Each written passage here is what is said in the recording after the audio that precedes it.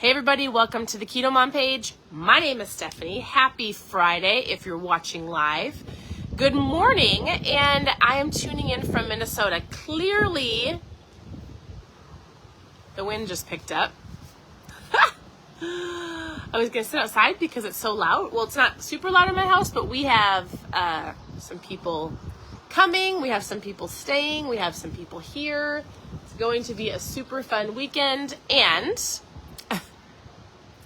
I wanted to hop on here real quick. So as you're tuning in, where are you tuning in from? How's the weather where you're at? I know that's a common question, but for real, you guys, we have the weirdest weather. So I was in a sweatshirt last night, super cold. I thought it was cold. It's windy. You would think it should be hot. It's not hot. It's not like a super summer day. All right, I want to give you a thought for today. So as you're tuning in, keto tips and tricks, we've been around here for 7 years.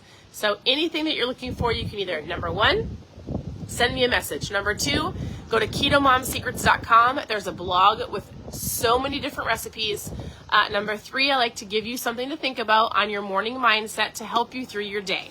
So we're going through this book. We're not going through the book actually piece by piece or paragraph by paragraph. It's a great book, but I'm going to take something and help you think of something this morning. So, and here's the thought. There's no way you will experience your best life if you try to operate out of your history or memories of your past. It can't be done. And so basically in chapter 7 of this book, and you don't have to have it, but if you have it, great. He talks about dreaming, the power of dreaming, and how so many people want better in their life. But what happens is they're so focused on their past, or they're thinking about their past, or they're holding on to their past, or they're believing what somebody said about them in their past. And if you are going to move forward, dreaming and have goals for your life, you've got to get rid of the past. He says it's not that you're going to forget, but you've got to forgive and move on.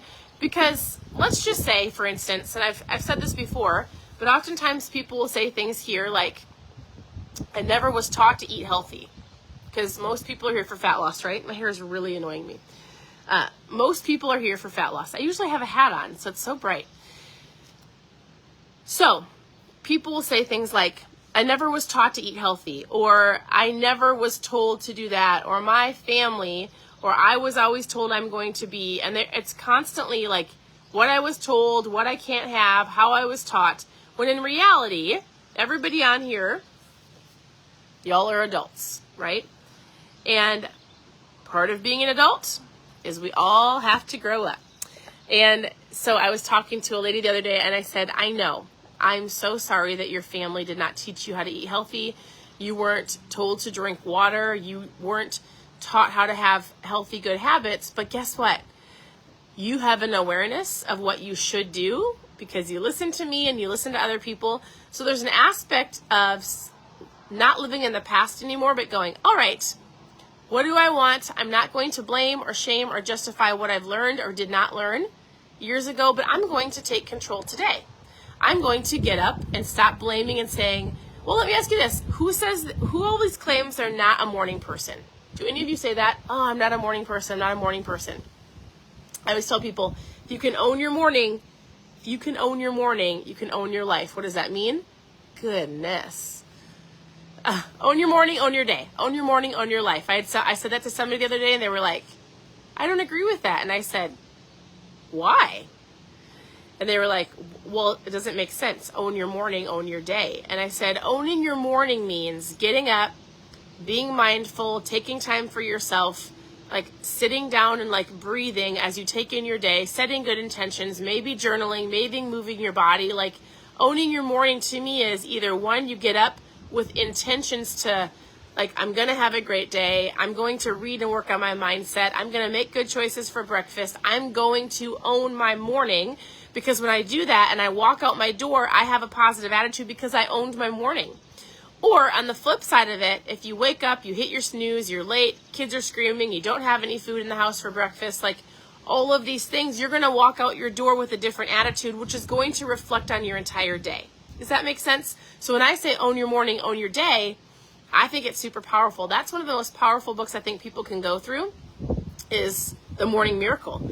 to legitimately help you understand the power of getting up and doing things that are going to help you walk out your door or hop on your computer, or when you're around people, have a positive outlook on life, making better choices throughout the day. So if you get up, and let's say you're in this own your mindset, own your morning thought process, when you leave your house or you go somewhere, you probably will treat people better. You'll find yourself making better choices. You won't fall to the trap of the fast food. You won't make crazy reactions towards things. But if you don't own your morning, and if you get up and you're crabby and you're late and you're barking at kids or your spouse and you leave your house, what's going to happen the rest of the day? It's just that basic concept. So I don't know where I was going with that. Basically, here's the deal. And I've had lots of people going, but I'm not a morning person. Well, that's because you're saying it. Your words are powerful, right? You can be a morning person if you go to bed earlier. There's lots of little tips and tricks to help you on that. But this chapter 7, if you're following along in the book or if you're going after it, he's talking about dreaming. He's talking about what do you want. He's talking about, do you let other people define your success? Do you let the past define your success? And in order for you to move forward with the things that you're wanting in life, you're going to have to let it go. You're going to have to forgive, and you're going to have to move forward with an understanding of, I'm an adult, I'm making choices, I'm going to go after better, I'm going to choose the things that I want in life because I'm learning them now. And I talk about this a lot, but I always say take your kids with you. Don't make your kids figure it out when they're adults. So as you're learning, teach. As you're learning, do it with them. As you're learning, invite them to do it with them so they're not where you are at today. As an adult trying to figure it out, they get to learn and go further faster because they've learned what you've already learned as children and as teens. So he says the first step of moving from your past to your future is acceptance. He says, you know what gets swept aside when you hold on to your past, your entire future. I'm going to say it again. What gets swept aside when you hold on to your past is your entire future. So he says, it's super important. Think about moving into your future this way. Your brain, your thoughts, and your emotions are like a glass that can only hold so much liquid. In this case, that liquid is the past. When you fill the glass to the rim with your past, it's impossible to fill it with anything else until you empty the glass, no matter how hard you try. Making peace with your past is how you empty it so you can create room for your dreams and your future.